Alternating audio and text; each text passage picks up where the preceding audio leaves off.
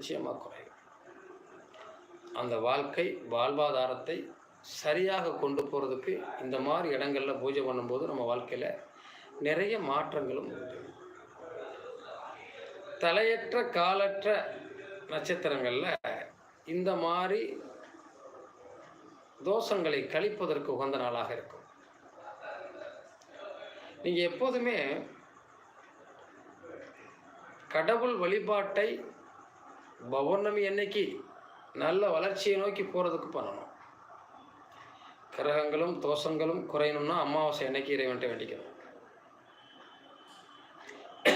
அமாவாசை நாளில் தேவர்களெல்லாம் முழிச்சிருப்பாங்கன்னு சொல்லுவாங்க.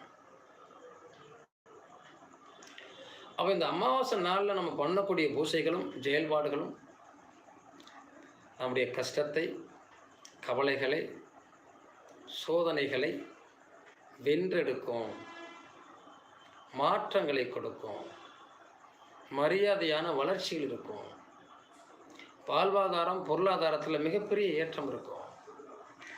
நாம் எங்கு சென்றாலும் வெற்றி பெறலாம், ஜெயிக்கலாம் அப்படிங்கிற ஒரு விஷயத்தையும் அது கொடுக்கும். அந்த அளவிற்கு ஒரு அற்புதமான நாளாகவும் இந்த அமாவாசை. நம்ம 12 ராசியில் எந்த ராசியில் வேணாலும் பிறந்திருக்கலாம். நம் ஜாதகத்தில் 1, 5, 9 நம்ம லக்கணத்துக்கு 1ஆம் இடம், 5ஆம் இடம், 9ஆம் இடம். இந்த அதிபதிகள் உங்களுக்கு நல்லது செய்யக்கூடியவர்கள், யோகத்தை தரக்கூடியவர்கள். இவர்களுடைய பலம் எப்படி இருக்கிறது, இவர்கள் பலமாக இருக்கிறார்களா பலகீனமாக இருக்கிறார்களா, இதில் வச்சு உங்களுடைய பொருளாதாரமும் வாழ்க்கையுடைய வாழ்வாதாரமும் தெரிஞ்சுக்கணும். அப்போ பலகீனம் அப்படிங்கிற நிலைப்பாட்டுக்கு போகாமல் பலமான நிலையில் இருக்கக்கூடிய அமைப்பில் இருந்தாங்கன்னா வாழ்க்கையில் ஜெயிச்சிட முடியும். அந்த ஒரு அமைப்பை ஏற்படுத்தி கொடுக்க வேண்டிய கடமையும் நமக்கு இருக்குது.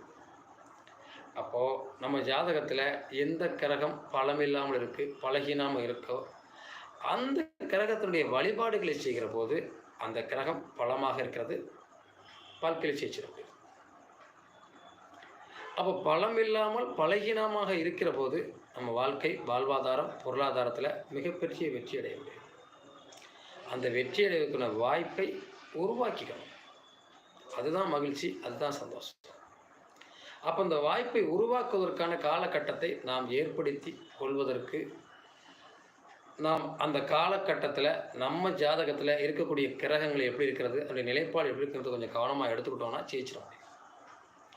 நீங்கள் ஒரு சுபகாரியங்கள் செய்கிறோம், எந்த ராசி நட்சத்திரத்தில் செய்கிறோம், அசுப காரியங்கள் செய்கிறோம், அது எப்போ செய்யணும், இதெல்லாம் ஒரு கணக்கு இருக்குது. இது மட்டும் வாழ்க்கை இல்லைங்க, இதுக்கு மேலேயும் நம்ம போக வேண்டியிருக்கு. பொதுவாக நீங்கள் வாழ்க்கையில் வெற்றி அடையணும் அப்படின்னா பௌர்ணமி அன்னைக்கு தவறாமல் உங்கள் குலசாமி கோயிலுக்கு போய் பாருங்கள்.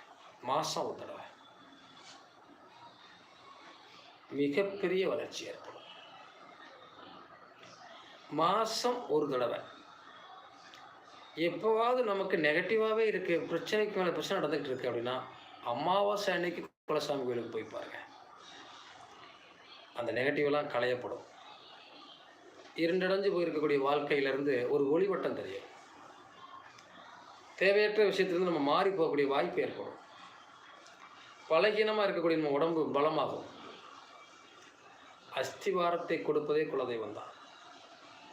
ஜாதகத்தில் யாருக்கெல்லாம் 5ஆம் இடம் பலம் இழந்து இருக்கிறதோ அவர்களெல்லாம் புகழினுடைய உச்சிக்கு போக முடியாது.